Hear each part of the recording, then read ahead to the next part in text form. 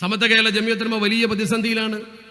അതിനുവേണ്ടി സോഷ്യൽ മീഡിയയിൽ അങ്ങോട്ടും ഇങ്ങോട്ടും ആക്ഷേപങ്ങളും മറുപടികളും, ഓരോരുത്തരുടെ താളത്തിനനുസരിച്ചുള്ള അഭിപ്രായ പ്രകടനങ്ങൾ. പലരും ചോദിച്ചു എന്താണ് അതിൽ പറയാനുള്ളത്. പല ആളുകളും പറയുന്നു എന്താണ് പ്രതികരിക്കാനുള്ളത്.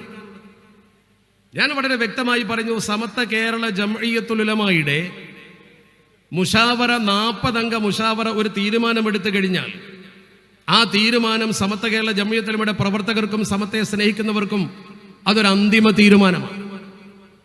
ആ തീരുമാനത്തിൽ വരെ സമത്വയുടെ പ്രവർത്തകർക്ക് യാതൊരു തരത്തിലും തർക്കമില്ലല്ലോ. സമത്വ കേരള ജംഇയ്യത്തുൽ ഉലമയുടെ മുഷാവറ 40 അംഗങ്ങളാണ്. ഇവിടെ ഇരിക്കുന്ന നല്ല ഉസ്താദ് അടക്കമുള്ള ഈ പ്രഗത്ഭരായ പണ്ഡിതന്മാർ 40 അംഗങ്ങൾ ഒരു തീരുമാനമെടുത്താൽ പിന്നെ നമുക്കതിൽ ഒരഭിപ്രായവും പറയാനില്ല. അത് വ്യക്തിയുടെ തീരുമാനമല്ല, വ്യക്തികളുടെ തീരുമാനമല്ല, സമത്വയുടെ ഔദ്യോഗിക തീരുമാനമാണ്. ആ തീരുമാനത്തെ നമ്മൾ ശിരസാ വഹിക്കുക എന്നല്ലാതെ അതിൽ കയറി അഭിപ്രായം പറയാനും അവിടെ നമ്മൾ സോഷ്യൽ മീഡിയയിൽ പോസ്റ്റ് ഇട്ട് പ്രകോപനം സൃഷ്ടിക്കുവാനും പോകേണ്ട കാര്യമില്ല.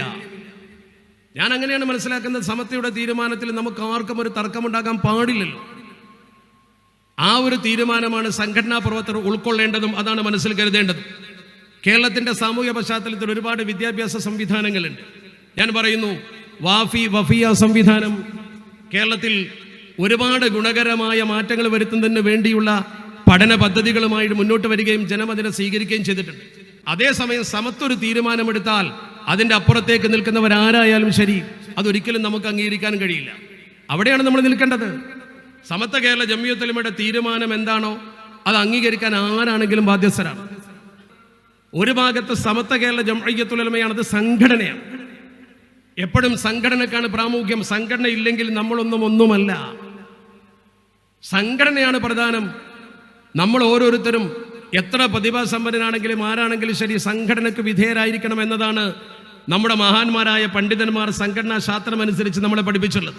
നമുക്കറിയാം, സമത്വ കേരള ജംഇയ്യത്തുൽ ഉലമ എന്ന് പറയുന്ന പ്രസ്ഥാനത്തിന്റെ പേരും ചൂരും ഉപയോഗപ്പെടുത്തിക്കൊണ്ടും അതിൻ്റെ ആലിമീങ്ങളുടെ സാന്നിധ്യം ഉപയോഗപ്പെടുത്തിക്കൊണ്ടും, നിങ്ങൾക്കറിയാം ഷെയ്ഖുൽ ജാമിഅ ആലിക്കുട്ടി ഉസ്താദിന്റെ തലപ്പത്തുണ്ട് ഉണ്ടായിരുന്നു സയ്യിദ് സാദിഖ് അലി ശിഹാബ് തങ്ങൾ. അവരൊക്കെ സമത്വയുടേതാണ് എന്ന തരത്തിൽ അതിൻ്റെ തലപ്പത്ത് നിന്നുകൊണ്ട് അവർ നേതൃത്വം കൊടുക്കുമ്പോൾ ഒരുപാട് ആളുകൾ പണം അതുപോലെ തന്നെ സേവനം ഒക്കെ അതിന് സംഭാവന ചെയ്തിട്ടുണ്ട്. അതുകൊണ്ട് തന്നെ നമുക്ക് ഒരുപാട് പ്രതിഭാസമ്പന്നരായ ചെറുപ്പക്കാരെ ലഭിച്ചിട്ടുമുണ്ട്.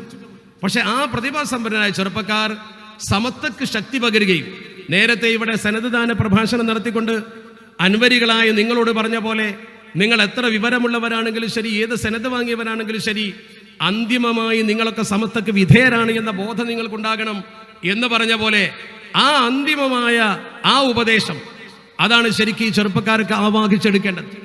നമ്മളെപ്പോഴും സമത്വക്ക് ഹിദമത്ത് ചെയ്യേണ്ടവരും സമത്വ കേരള ജംഇയ്യത്തുൽ ഉലമയെ പരിപോഷിപ്പിക്കേണ്ടവരുമാണ്. ഇനി നമ്മൾ ആരും പരിപോഷിപ്പിച്ചില്ലെങ്കിലും നമ്മുടെ പ്രസംഗം കൊണ്ടോ നമ്മുടെ പ്രവർത്തനം കൊണ്ടോ ഒന്നുമല്ല സമത്വ പ്രതിസന്ധികളെ മറികടക്കുന്നത്.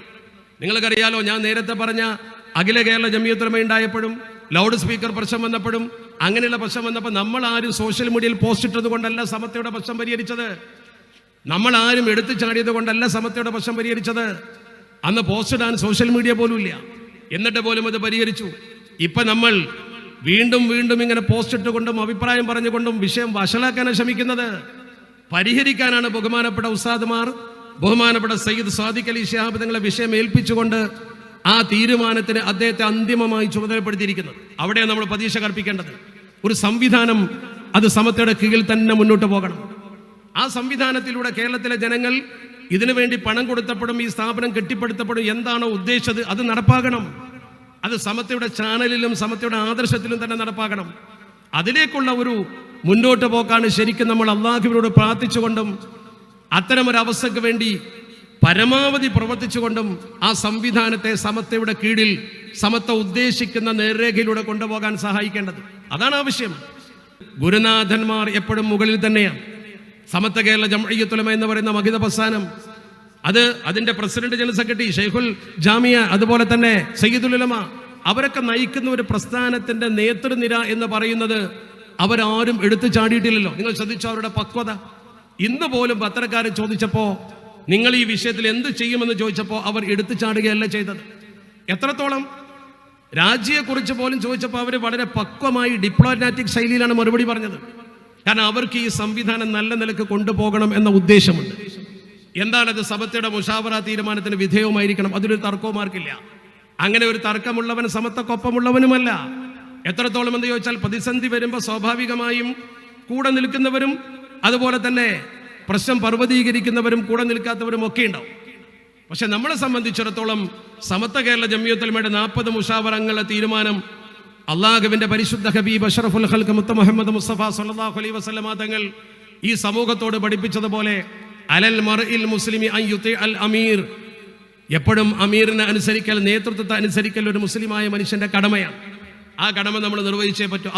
നമ്മളെ സംബന്ധിച്ചിടത്തോളം സമത്വ തീരുമാനമെടുത്താൽ പിന്നെ അതിൻ്റെ ന്യായാന്യായങ്ങളെക്കുറിച്ച് അന്വേഷിക്കേണ്ട ആവശ്യം പോലുമില്ല.